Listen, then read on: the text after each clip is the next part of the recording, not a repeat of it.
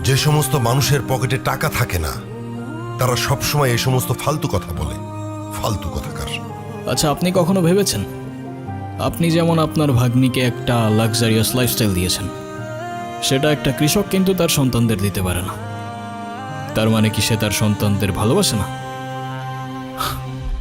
আমি জানি আমার কথাগুলো আপনার মানতে একটু কষ্ট হবে, তবে বিশ্বাস করুন, কৃতজ্ঞতা আর সম্পর্কের মূল্যতেই থাকে ভালোবাসার পারফেকশন। তা ভাই, তোমার পরিবারে কে কে আছে? সবাই, কিন্তু কেউ নেই। ছোটবেলাতেই একটা অ্যাক্সিডেন্টে সবাই চলে যায়। তারপর আমাকে রেখে আসা হয় এতিমখানাতে। সেখান থেকে অবশ্য একজন ভদ্রলোক আমাকে নিয়ে গিয়েছিলেন, বেশ ভালোই বাসতেন আমাকে। তার কিছুদিন পর সেও চলে গেলেন।